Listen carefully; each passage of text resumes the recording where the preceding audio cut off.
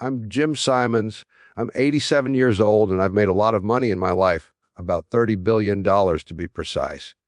But here's something that might surprise you. I drove a 2006 Honda Accord for 13 years, paid $21,000 for it, drove it until 2019, and you know what?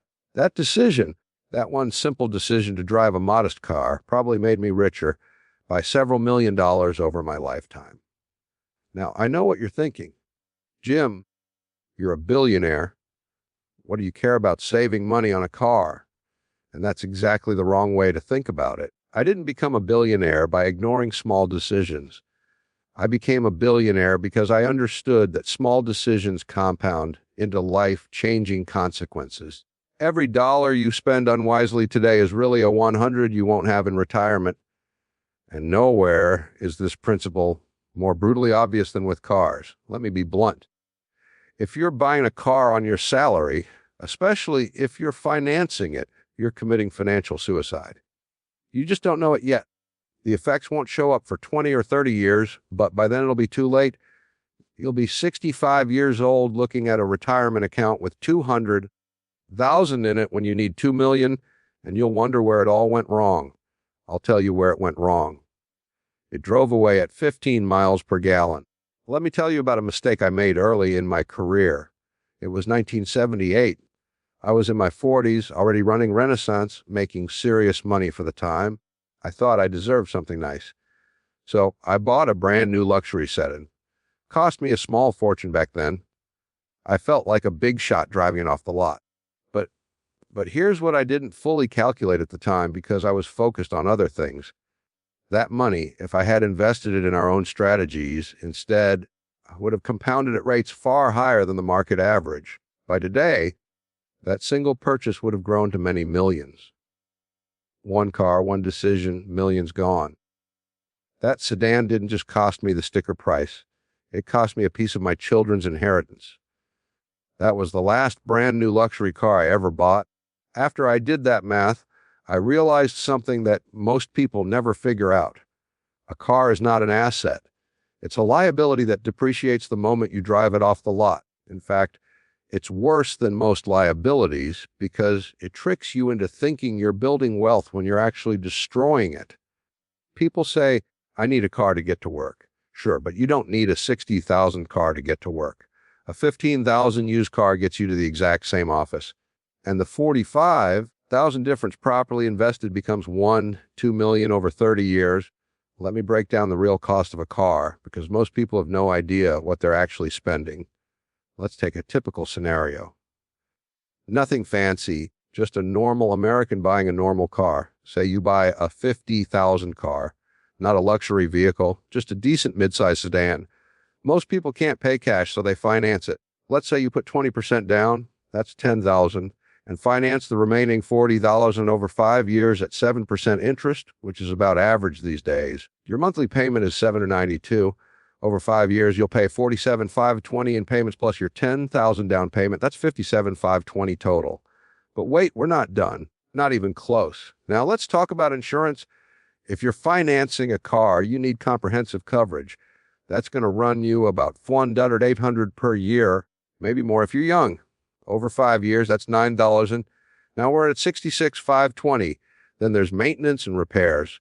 New cars don't need much at first, but they still need oil changes, tire rotations, new tires, eventually brake pads, maybe a few unexpected repairs. Conservative estimate, $40,000 per year. That's another $5,000 over 5 years. We're up to $71,520, and we haven't even put gas in the thing yet.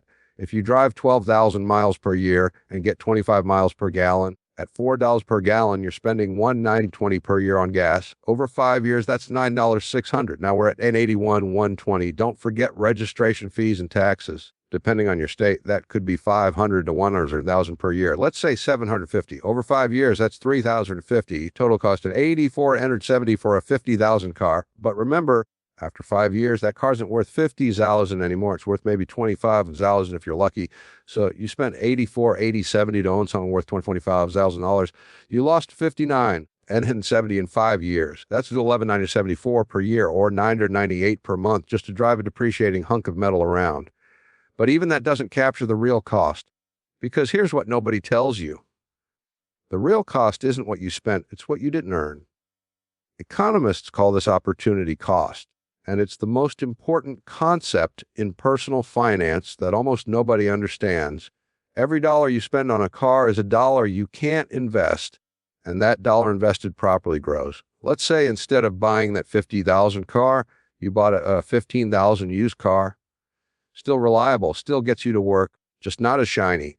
You invest the $35,000 difference in a low-cost S&P 500 index fund. Historically, the stock market returns about 10% per year.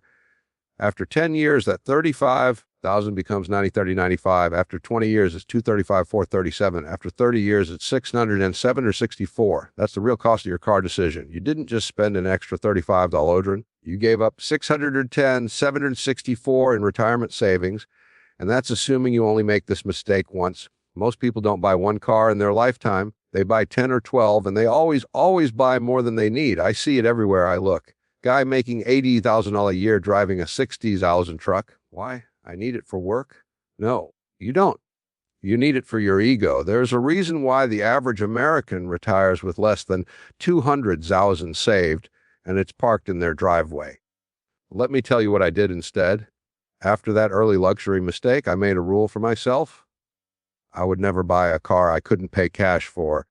If I couldn't write a check for the full amount without flinching, I couldn't afford the car. Period. This rule did two things. First, it forced me to live below my means.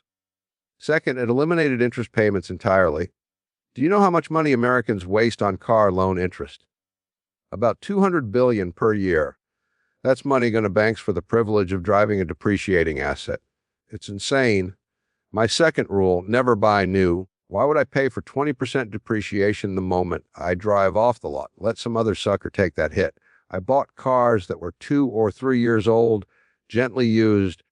I'd pay 40 to 50% less than the new price, and the car was practically identical. People say, but Jim, what about the warranty?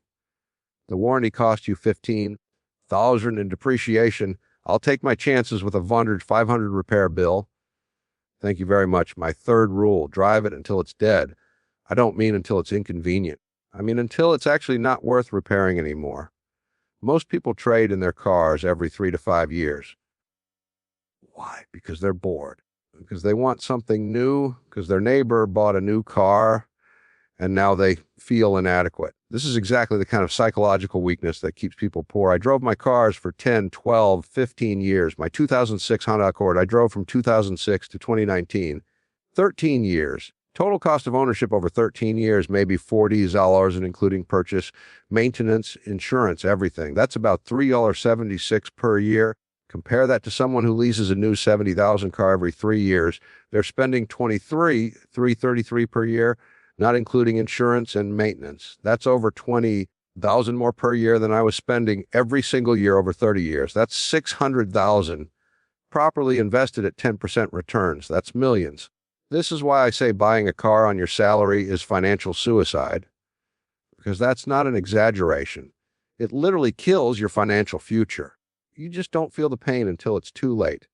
Now, let me tell you about my neighbor. I won't use his real name, but let's call him Bob. Bob was an engineer, a smart guy, made about $120,000 a year, solid upper middle class income. But Bob loved cars, always had the latest BMW or Mercedes, traded up every 3 years, always had a payment. I'd see him washing his car in the driveway, and I'd think, Bob, you're washing away your retirement. I calculated it once just for fun. Over his 40-year career, Bob probably spent $800,000 on cars, maybe more. Between purchases, leases, insurance, maintenance, the works, I spent maybe $150,000 total on transportation in the same period. That's a $650,000 difference. Now, if Bob had invested that difference at $650,000 spread over 40 years at a conservative 10% annual return, do you know what? He'd have about $4 million. Instead, he has a leased BMW that he doesn't even own. Bob retired at 67, still making car payments. His net worth is probably around $900,000, mostly home equity. I retired much earlier with a net worth in the billions. Now, obviously, I had some other advantages. I built Renaissance technologies. I hired brilliant mathematicians. I made some extraordinary investment decisions. But the car thing, that was symbolic of a deeper pattern. Bob spent his life trying to look rich. I spent my life trying to be rich. Those are opposite strategies and they lead to opposite outcomes. Here's what people don't understand. Buying an expensive car doesn't make you rich. It makes you look rich while making you poorer. Truly wealthy people don't care about looking wealthy. We care about being wealthy. There's a reason Warren Buffett drives a Cadillac XTS that he bought a decade ago. There's a reason I drove a Honda Accord for so long. These aren't coincidences. Rich people understand that cars are tools, not status symbols. Poor people think cars are investments. Middle-class people think cars are necessities. Wealthy people know cars are expenses to be minimized. Now, I can already hear the objections, but Jim, I need a reliable car. I can't afford for it to break down.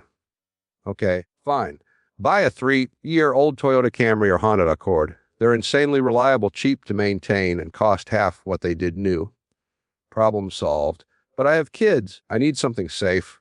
Modern used cars have excellent safety ratings.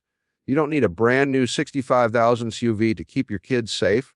You need functioning seat belts and airbags, which every car made in the last 15 years has. But I drive a lot for work.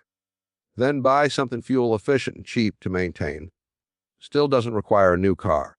The truth is 90% of car buying decisions have nothing to do with transportation and everything to do with ego. People buy cars to impress other people, to feel successful, to project an image. And I understand that impulse. I'm human. I've felt it too. But I trained myself to recognize it and reject it. Because here's the thing. Nobody actually cares what you drive. Your co-workers might notice your new car for about 3 days. Then they forget about it. Meanwhile, you're stuck with the payment for 5 years. You know who's impressed by your expensive car? Other people who are bad with money. That's it. Your wealthy neighbors aren't impressed. They're wondering why you're wasting money. Your broke friends are impressed, but their opinion doesn't help you retire. The bank is thrilled because you're paying them interest. The car salesman is happy because he made a commission, but nobody who matters cares. And in 30 years, when you can't afford to retire, that BMW won't seem so impressive anymore. Let me give you my rule for when you can buy a car. Not a new car. I still don't recommend that. But when you can afford to upgrade from a beater, here's the rule. You can buy a car when your investments can pay for it. What do I mean? Simple. Let's say you want to buy a 30,000 car. At a conservative 6% dividend yield, you'd need 500,000 in dividend-paying stocks to generate 30,000 per year in passive income. So the rule is build your investment portfolio to 500,000 first. Then, and only then, can you use 1 year's worth of dividends to buy the car, not before. Because if you buy the car before you have the investments, you're stealing from your future self. You're taking money that could compound at 10% per year and spending it on something that depreciates at 15% per year. That's not a purchase. That's financially suicidal behavior. Most people have this exactly backward. They buy the expensive car first thinking it'll motivate them to earn more money. It doesn't work that way. The car payment becomes a trap. You can't afford to take risks because you need to make the payment. You can't invest because all your spare money goes to the car. You're stuck on a treadmill, working to maintain a lifestyle that prevents you from building wealth. I've watched this pattern destroy hundreds of people financially, smart people, hardworking people, people who could have been millionaires if they'd just driven a cheaper car. The mathematics of this are absolutely brutal, and most people never run the numbers. Let me give you one more scenario that might wake you up. Imagine two people, both starting their careers at age 25, both making $60,000 per year. Person A buys a $35,000 car, finances it, trades it in every 5 years for another $35,000 car. Person B buys a $12,000 used car, pays cash, drives it for 12 years, then replaces it with another $12,000 used car. Over a 40-year career, Person A will spend approximately $280,000 on cars. Person B will spend approximately $40,000. That's a $240,000 difference. If Person B invests that difference over 40 years at 10% returns, they'll have an additional $6 million at retirement. Same income, same career. One drives fancier cars, the other retires with $10 million more. Which would you rather be? And here's the kicker. Person B's quality of life wasn't worse. They still got to work. They still went on vacations. They still picked up their kids from school. The car didn't make person A happier. Studies show that people adapt to new cars within about 3 months.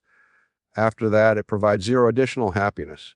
So person A spent $240,000 over their lifetime for 3 months of novelty every 5 years. That's $240,000 for 48 months of temporary excitement spread over 40 years. Meanwhile, person B spent that money on 40 years of financial security and eventually complete financial freedom. I'm 87 years old. I've been wealthy for a very long time.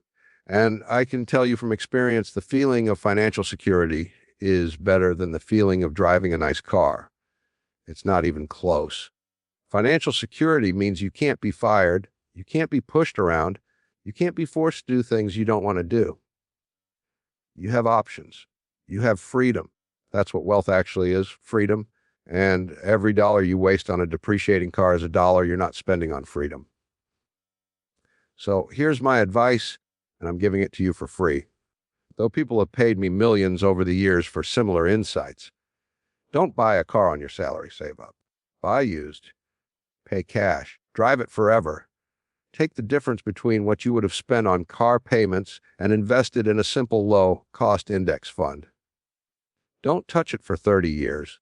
And when you're my age, you'll be the one giving advice instead of the one struggling to pay bills. I know this advice isn't sexy. It's not fun. It doesn't feel good to drive a 10-year-old Honda Civic when your buddy just bought a new Tesla.